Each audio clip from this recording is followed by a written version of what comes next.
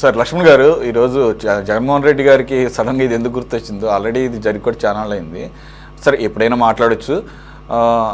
ఆయన పవన్ కళ్యాణ్ గారిని ఉద్దేశించి డిప్యూటీ సీఎంగా ఉన్నటువంటి, అలాగే అటవీ శాఖ మంత్రిగా ఉన్నటువంటి ఆయన్ని, అలాగే మీరు ఈ మధ్యకాలంలో సనాతన ధర్మం, హిందూ ధర్మం అంటున్నారు కదా, వాటి గురించి మాట్లాడే అర్హత మీకు లేదు. కాశీనారాయణ క్షేత్రంకి సంబంధించినటువంటి సత్రాలను కూల్చివేస్తున్నప్పుడు కనీసం స్పందించలేనటువంటి మీకు అటువంటి హక్కు లేదు. అలాగే ఈ కూటమి ప్రభుత్వానికి ఈ హిందూ అలాగే ఈ ఆలయ సంరక్షణల గురించి మాట్లాడే హక్కు కూడా వారికి లేదని చెప్పేసి మాట్లాడుతున్నటువంటి సందర్భం. సార్, ఎలా చూడాలి జగన్మోహన్ రెడ్డి గారు ఈ చేసినటువంటి ఈ కామెంట్స్ లేటెస్ట్గా? జిల్లాలో కాశీనారాయణ క్షేత్రం అది ఆ ప్రాంత ప్రజలు, జిల్లా ప్రజలు పవిత్రంగా భావిస్తారు, పుణ్యక్షేత్రంగా భావించి వెళ్తూ. అయితే అది అడవి ప్రాంతం కావటం వలన కొన్ని నిర్మాణాలు అడవి భూముల్లో కూడా చేశారు. అది చేసినంత మాత్రాన గత ప్రభుత్వంలో ఎలాంటి చర్యలు తీసుకునే అధికారం కూటమి ప్రభుత్వం వచ్చింది. వాటిని కూర్చారు.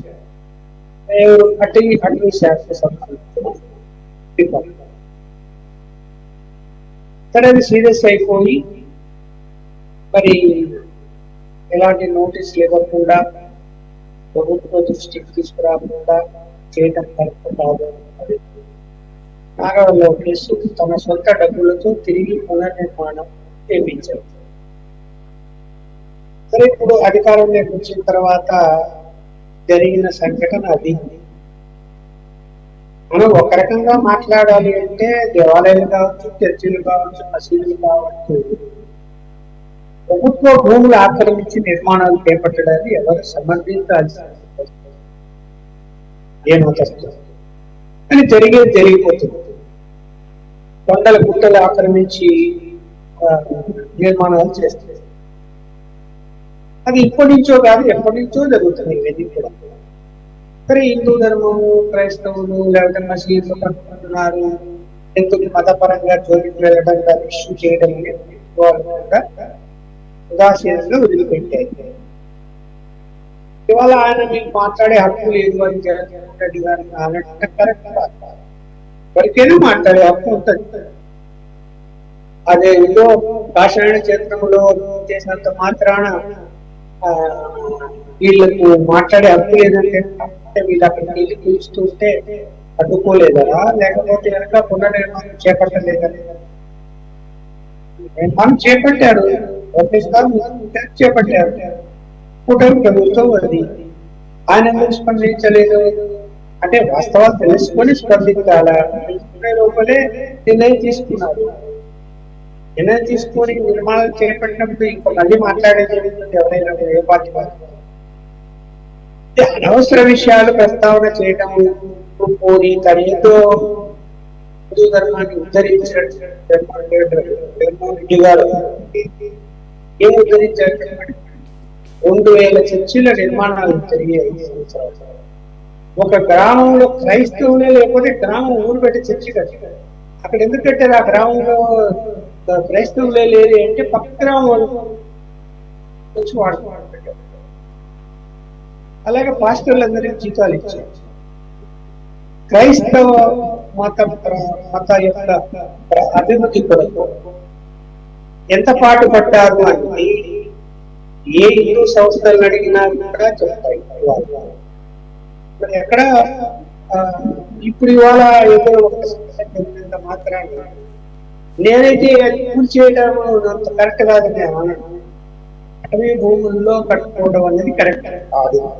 కోసమైతే ప్రజలు భూములు ఇవ్వాలి, ప్రభుత్వం భూములు ఇవ్వాలి తప్ప అటవీ భూముల గురించి కూడా కరెక్ట్ కాదు. సరే, ఏదో పెరిగిపోయింది, అక్కడ చిన్న సత్రాలు కట్టారు, దాన్ని కూల్చేశారు, మళ్ళీ కట్టుకున్నారు.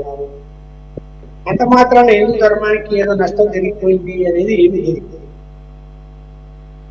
హిందూ ధర్మానికి నష్టం జరిగించింది ఎవరెవరు, ఏం చేశారు అనేది మనం గత సంవత్సరాల్లో ఎన్ని సంఘటనలు జరిగాయో ఆ సంఘటనలో అసలు ఎవరు నేరస్తులు, దాని వెనక ఎవరున్నారన్న సంగతి కూడా రాలేకపోయారు.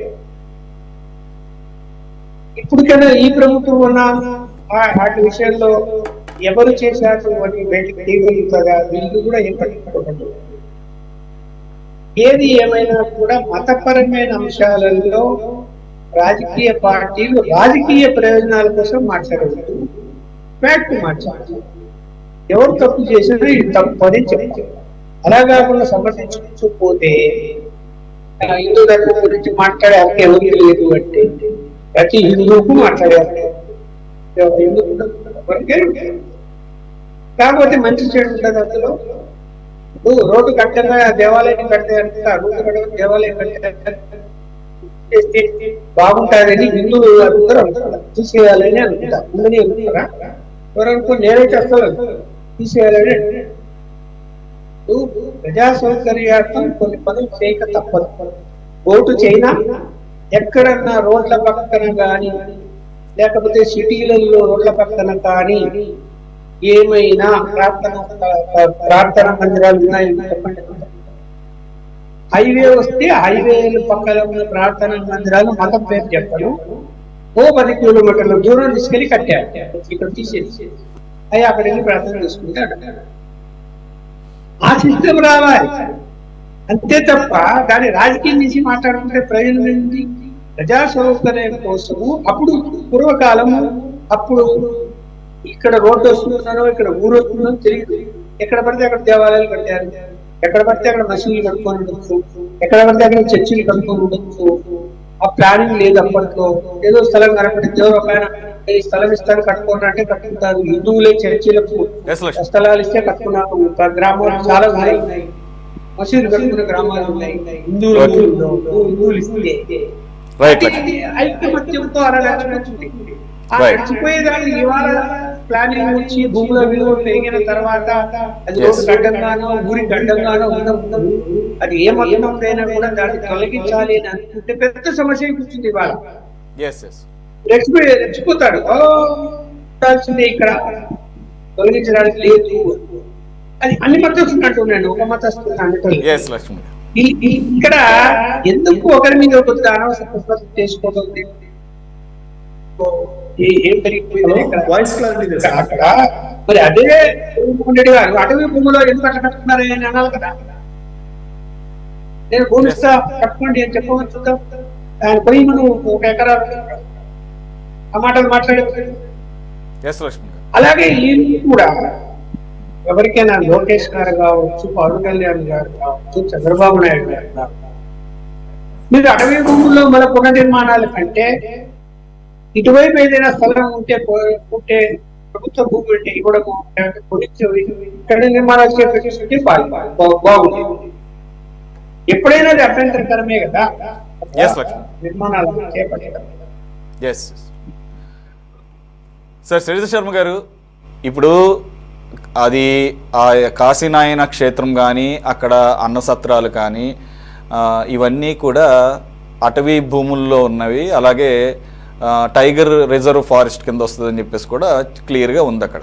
కాబట్టి కన్సర్న్ మినిస్టర్ పవన్ కళ్యాణ్ గారికి తెలియకుండానే కింది స్థాయి అధికారులు ఈ పనికి చేస్తారా, లేదంటే పై స్థాయిలో చెప్పకుండానే అంటే అది అనుమానాస్పదం. రెండోది, దానికి ఆయన స్పందించలేదు అనేది ఒక అంశం అయితే, వెంటనే లోకేష్ గారు స్పందించి దానికి సంబంధించి బాధ్యత నేను తీసుకుంటాను, నా సొంత ఖర్చులతో మళ్ళీ పునర్నిర్మిస్తాను. ఇప్పుడు లక్ష్మణ్ గారు చెప్పినట్లు ఇప్పుడు అది కూల్చేసింది దేనికి? అది పర్యావరణ చట్టాలకి విఘాతం కలిగించేలా, అలాగే కొన్ని రూల్స్ వైలేషన్ జరిగినాయి కాబట్టి, అలాగే టైగర్ రిజర్వ్ ఫారెస్టు, అలాగే ప్రజల యొక్క సంక్షేమాన్ని, అలాగే వారి యొక్క సేఫ్టీని దృష్టిలో పెట్టుకుని తీసుకున్నటువంటి చర్య అది. మళ్ళీ కూటమి ప్రభుత్వంలో ఉన్నటువంటి మీరు ముఖ్యంగా ఉన్నటువంటి టీడీపీ ప్రభుత్వానికి సంబంధించి లోకేష్ గారు మళ్ళీ పునర్నిర్మిస్తాం, ఓకే లక్ష్మణ్ గారు అన్నట్టు ఆ పరిధి కాకుండా దానికి దగ్గరలో ఇంకెక్కడన్నా నిర్మిస్తారని నా ఉద్దేశంతో ఆయన ఏమన్నా మాట్లాడారేమో తెలియదు, మంచిదేది. కాబట్టి దీన్ని ఎలా చూడాలి? పవన్ కళ్యాణ్ గారు అవసరమైతే తన శాఖలు కాకుండా వేరే శాఖల్లో కూడా మాట్లాడేటటువంటి వ్యక్తి, తన శాఖకు సంబంధించి తీసుకున్న చర్యలకు ఆయన స్పందించలేదు అంటే ఆయనకి తెలుసనే కదా దాని అర్థం. ఇంకా దాంట్లో స్పందించేది ఏముంటుంది? ఇప్పుడు పవన్ కళ్యాణ్ గారు ఆయన అటవీ శాఖ మార్చులుగా ఉన్నప్పుడు ఈ సంఘటన జరిగింది. సరే, దాని మీద పవన్ కళ్యాణ్ గారు స్పందించలేదు, ఆయనకు సనాతన ధర్మం మీద మాట్లాడే హక్కు లేదు అని జగన్మోహన్ రెడ్డి గారు అంటారు. సరే, సంఘటన జరిగింది. ఆ సంఘటన జరిగినప్పుడు ఆ shed already YS Jaganmohan Reddy గారి హయాంలో ఉంది, రాజశేఖర రెడ్డి గారి హయాంలో ఉంది. అక్కడ నిత్య అన్నదానం జరుగుతూ ఉంటుంది. అది కొన్ని సంవత్సరాలుగా జరుగుతున్న ప్రక్రియ. భక్తుల మనోభావాల కాపాడాల్సిన బాధ్యత ప్రభుత్వాల పైన ఉంటుంది. ఎందుకంటే అక్కడ చాలా మంది ప్రతి మంగళవారం పూట వెళ్తే అహోబిల క్షేత్రం కానీ అక్కడ మొత్తం మంగళవారం పూట ఎంతో మంది భక్తులు అక్కడికి వస్తారు. ఆ కాశీనారాయణ క్షేత్రానికి అటు నుంచి కర్నూలు జిల్లా నుంచి ఇటు పక్కల నుంచి కూడా ఆయన ఆ గురు పరంపరలో ఉన్న శిష్య పరమాణువులు అందరూ ఆయన క్షేత్రానికి వెళ్తారు. అయితే ఆ క్షేత్రం అడవుల్లో ఉండటం, వాటికి సంబంధించిన నిత్య ఆహార పథకం అక్కడ నడవటం, దానికి భక్తులు డొనేషన్లు ఇవ్వటం, ఆ డొనేషన్ల ద్వారానే ఈ కార్యక్రమాలన్నీ జరుగుతున్నాయి. సరే, అది పవన్ కళ్యాణ్ గారికి తెలియకుండానే అట్లా అక్కడ కూల్చివేతలు జరిగినాయి. దానికి ఒక ప్రభుత్వ అధికారి, జగన్మోహన్ రెడ్డి గారి పనిచేసిన హయాంలో ప్రభుత్వ అధికారే 3 జిల్లాల్లో పెద్ద పెద్ద పేచీలు గోలలు చేసిన ఆ వ్యక్తే ఈ రోజున ఈ కార్యక్రమంలో కూడా ఆయన ఇచ్చేయటం జరిగింది. ఇట్లాంటి సందర్భంలో లోకేష్ గారు చొరవ తీసుకుని ఆయనంతటా ఆయనే దాన్ని అక్కడ నేను పునర్నిర్మాణం చేపడతానని చెప్పి స్పష్టమైన హామీ ఇవ్వటం, దానిపైన చర్యలు తీసుకోవటం తదితర అన్ని జరిగిపోతూ ఉన్నాయి. ఈ రోజున పవన్ కళ్యాణ్ గారికి సనాతన ధర్మం మీద మాట్లాడే హక్కు లేదంటే జగన్మోహన్ రెడ్డి గారికి ఉందా? జగన్మోహన్ రెడ్డి గారు ఎప్పుడైనా సనాతన ధర్మం గురించి మాట్లాడిన సంఘటనలు ఒకటన్నా ఎప్పుడన్నా చెప్తాడా? సనాతన ధర్మంలో ఆచరించాల్సిన ఆచార వ్యవహారాలు ఏ రోజైనా సరే జగన్మోహన్ రెడ్డి గారు ఒక్కరోజైనా వ్యవహరించాడా? తన భార్యతో ఏ రోజైనా సరే, ఏ దేవాలయానికైనా సరే తన సతీమణిని తీసుకొని వెళ్ళి అక్కడున్న స్వామివారి కైంకర్యాల కార్యక్రమాల్లో పాల్గొన్నాడా? ఎందుకండి మరి ఆయన ఈ రోజున సనాతన ధర్మం మీద పవన్ కళ్యాణ్ గారికి మాట్లాడే హక్కు లేదని చెప్పి జగన్మోహన్ రెడ్డి గారు అంటాం అసలు దెయ్యాలు వేదాలు వల్లించినట్లుగా ఉంది. ఎందుకంటే ఈ రోజును చూస్తే ఆయన తిరుమల తిరుపతిలో బ్రహ్మోత్సవాల సెట్టింగ్ తీసుకెళ్లి ఇంట్లో టీటీడీ సెట్ వేయించుకొని అక్కడ సంక్రాంతి వేడుకలు, ఉగాది వేడుకలు చేసుకున్న పరిస్థితి జగన్మోహన్ రెడ్డి గారిది. జగన్మోహన్ రెడ్డి గారి ప్రభుత్వంలో ఎన్ని సంఘటనలు జరిగినాయి. రాములు వారి తల నరికేశారు, రథాలు తగలబెట్టారు, దేవాలయాలకి సంబంధించిన మరి దేవాలయాల విగ్రహాలు చిత్రం చేశారు. అట్లానే అర్చకుల మీద, బ్రాహ్మణ అర్చకుల మీద దేవాలయాల్లో దేవుడు ఎదురుగా దాడులు చేస్తే ఒక్క కేసు పెట్టిన పాపాన పోలేదు. మరి ఏమి ఈ రోజున ఆయన ఇచ్చేశాడు? ఈ రోజున ఆయన నేను హిందుత్వవాది అని చెప్పుకోగలుగుతాడా? లేదు, నేను సనాతన ధర్మాన్ని ప్రేమిస్తానని ఒక్కరోజైనా ఈ రోజైనా స్టేట్మెంట్ ఇస్తాడా? నేను సనాతన ధర్మాన్ని ఆచరిస్తాను, పాటిస్తాను అని. సరే, ఈ పవన్ కళ్యాణ్ గారు సనాతన ధర్మం మీద ఆయన సంబంధించిన పోరాటం చేస్తూ పోతున్న క్రమంలో ఆయన వైపు దేశ ప్రజలందరూ చూస్తున్నారు.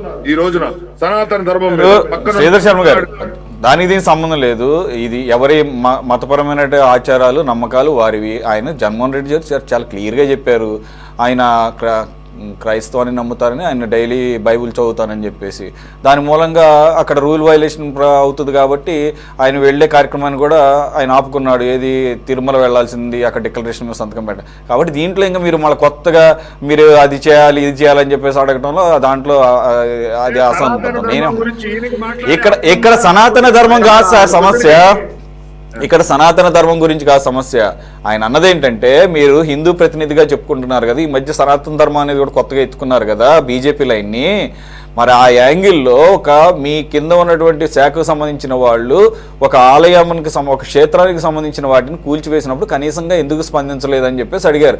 దాని అర్థం లక్ష్మి గారు అన్నట్లుగా మీకు హైందవ మతాన్ని గురించి లేదంటే హిందూ మతాన్ని గురించి సనాతనం మాట్లాడే అర్హత లేదంటాం. అది ఓవర్ ద లైన్లే కానీ దాని వరకు కన్ఫైన్ అయి ఉండండి. సరే, మనకు ఎక్కువ సమయం లేదు సార్, సారీ. మసూదన్ రెడ్డి గారు, పాయింట్ ఏంటంటే ఇక్కడ అది అన్నదానాలు 24 గంటల పాటు అర్ధరాత్రి వెళ్ళినా కానీ ఎవరికి ఆకలి వేసినా అక్కడ ఫుడ్ దొరుకుతుంది. దానికి ఒక విశిష్టమైనటువంటి ప్రాముఖ్యత ఉంది. అది అందరికీ తెలిసిందే. కానీ అది ఉన్నటువంటి ప్రదేశం ఏంటి అంటే అది అటవీ భూముల కింద, అలాగే టైగర్ రిజర్వ్స్ కింద. కాబట్టి పులులు వస్తూ ఉంటాయి. కాబట్టి ఈవెన్ భక్తులకు కూడా సేఫ్టీ ప్రాబ్లమ్సే. ఆ యాంగిల్లో వాళ్ళకు చర్య తీసుకున్నారు. అయితే దానికి ఆల్టర్నేటివ్గా వెంటనే స్పందించారు లోకేష్ గారు. సో అది అక్కడితో అయిపోయింది. అయితే ఇప్పుడు ఈ రకమైనటువంటి వ్యాఖ్యలు చేయడంలోని ఆంతర్యం ఏంటి? ఇంకొకటి ఇక్కడ మనం ఒకటి గమనించాలి. నిజంగా కనుక గుడులు గోపురాలు ఏమన్నా కనుక వాటికి ఏమన్నా ఇబ్బంది కలిగించిన పరిస్థితి ఉంటే వెంటనే వాయిస్ రైజ్ చేసేది బీజేపీ. అదే బీజేపీ ఇప్పుడు ఎన్డీఏ గవర్నమెంట్, ఇక్కడ కూటమి గవర్నమెంట్లో ఉంది. మరి వాళ్ళు ఇప్పటి వరకు ఏమీ నిరసన వ్యక్తం చేయలేదు. అఫ్కోర్స్ వాళ్ళు నిరసన వ్యక్తం చేస్తేనే అక్కడ సమస్య ఉన్నట్టు అని చెప్పేసి నేను అన్ను. లేదంటే కనుక కన్వీనియంట్గా వాళ్ళు కామ్గా ఉన్నారేమో, ఎందుకంటే గవర్నమెంట్లో ఉన్నారు కాబట్టి ఇబ్బంది పడతారేమో.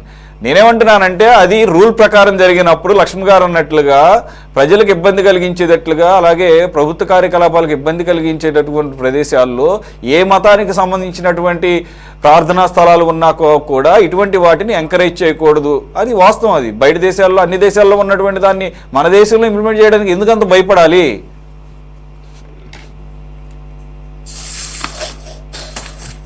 సార్, ఈరోజు జగన్మోహన్ రెడ్డి గారు పవన్ కళ్యాణ్ గారి మీద హిందూ ధర్మం పైన మాట్లాడేటువంటి హక్కు, హిందూ దేవాలయాల పరిరక్షణ పైన మాట్లాడేటువంటి హక్కు లేదు అని చెప్పడం అనేది 100% మేము అందరం సమర్థిస్తున్నాం సార్. ఎందుకంటే నేను కూడా జగన్మోహన్ రెడ్డి గారు క్లియర్ కట్ గా చెప్పారు.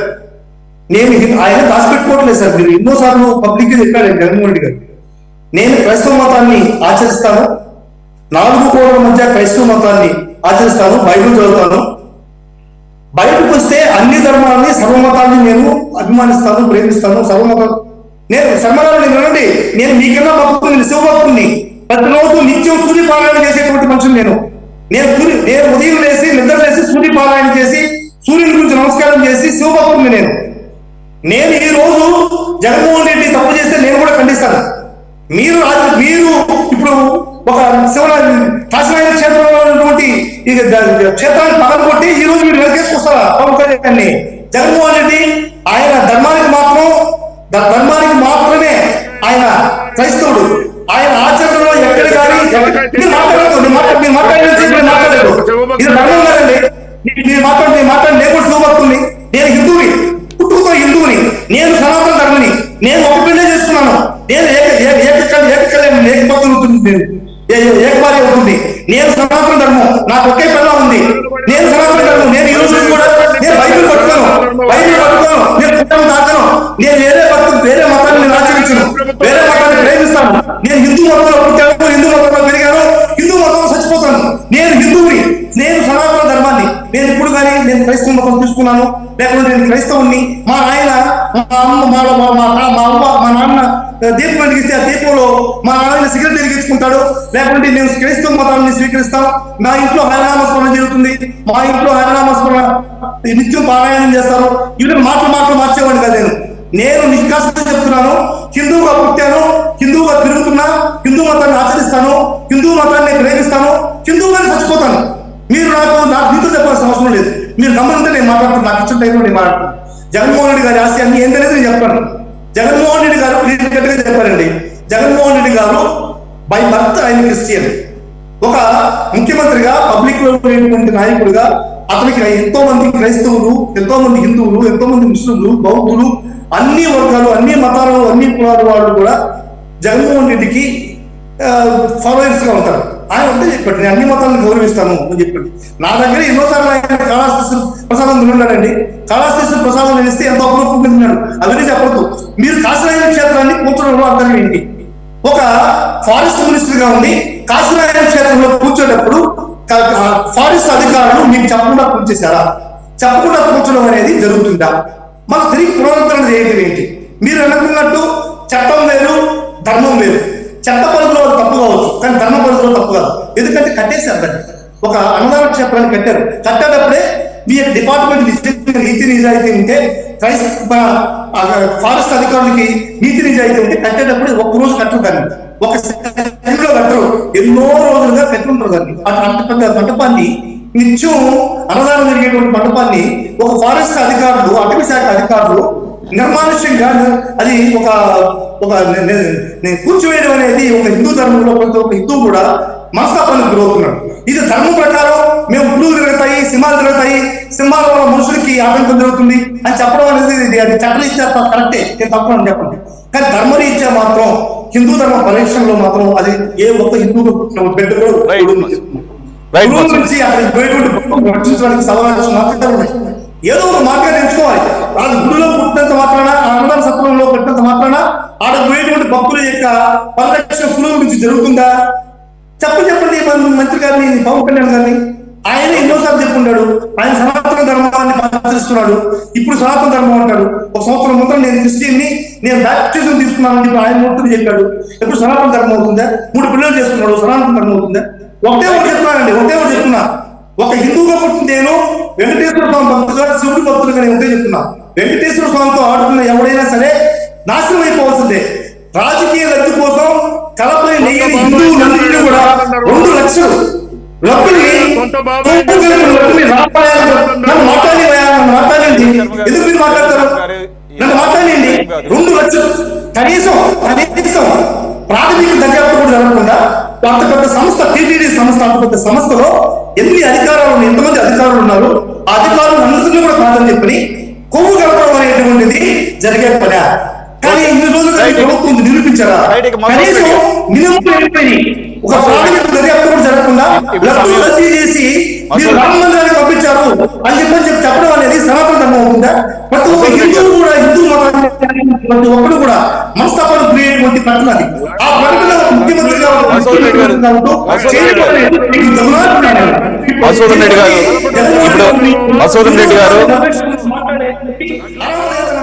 శ్రీధర్ గారు సమయం లేదు. ఇప్పుడు వాటన్నిటి గురించి చర్చించేటటువంటి సమయం కాదు. మళ్ళీ ఎలాగూ లడ్డూల గురించి అప్డేట్స్ వస్తానే ఉన్నాయి కాబట్టి మీకు పూర్తి స్థాయి సమయం ఇస్తాను, మీరు అప్పుడు మాట్లాడొచ్చు. ప్రస్తుతం వరకు అయితే మీ వ్యూస్ తీసుకున్నాము, మీ వ్యూస్ కూడా ఖచ్చితంగా మీరు చెప్పి ముఖ్యమంత్రి జగన్మోహన్ రెడ్డి గారు క్రిస్టియన్ అని చెప్పి మధుసూదన్ రెడ్డి గారు మధుసూదన్ రెడ్డి గారు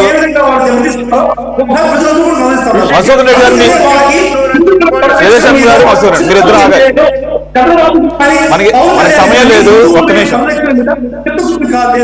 అతను సనాతని కాదు, అతను సెక్యులర్ అని ఒప్పుకోవాలా? సనాతని కాదు, హిందూ ధర్మం మీద నైతిక విలువ లేదు. రైట్ కొన్ని పాయింట్స్ ఇది నేను కూడా అగ్రీ అవుతున్నాను. మీ పాయింట్స్ మీరు చెప్పారు, దాన్ని అక్కడ వరకు వదిలేదు.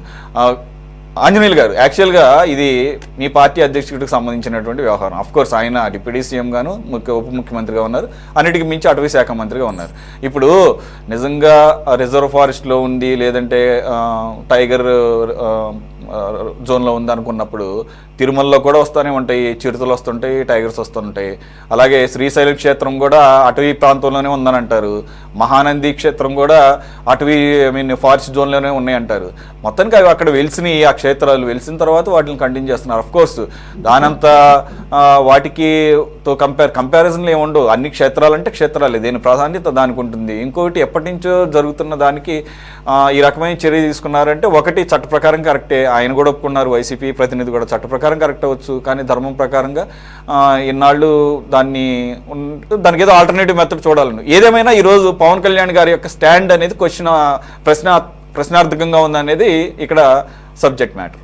సార్ ఎక్కువ సమయం లేదు, ప్లీజ్ ఒక 2 minutesలో కంక్లూడ్ చేయండి. ఆంజనేయులు గారు. సార్ ఒకటి కొంచెం ఆయన నాగమనండి సార్, ఆల్రెడీ మాట్లాడుతున్నారు. ఇప్పుడు పవన్ కళ్యాణ్ గారు కూటమి ప్రభుత్వం అధికారంలో ఉన్నా లేకపోయినా, జగన్మోహన్ రెడ్డి గారు ప్రతిపక్షంలో ఉన్నా, ఆయన ప్రతిపక్ష హోదా కావాలని అడుగుతున్నా, ఇవ్వకపోయినా ప్రతిపక్ష హోదా కాదు, ప్రతిపక్ష హోదా మాట్లాడచ్చు. రైట్, మనకి సమయం లేదు, సమయం లేదు. ఆంజనేయులు గారు, ఆయన గుడి కూల్చివేత మీద మాట్లాడే విధంగా మనకు మాట్లాడు చాలా ఏమండి.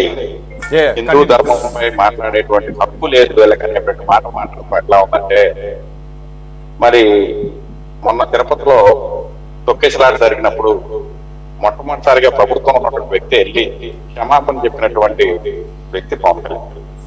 ఆ రోజున అనేకమైనటువంటి విమర్శలు వచ్చింది, ప్రభుత్వం నుండి చెప్పకూడదనో చెప్పొచ్చు. కానీ అక్కడ జరిగినటువంటి దాన్ని బాధ్యత కలిగినటువంటి వ్యక్తులుగా మనం చెప్పాలనే ఉద్దేశంతో చెప్పారు.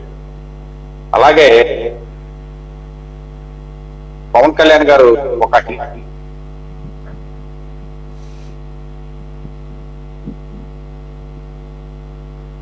మతాన్నే బుధానేసుకుంటున్నాడు.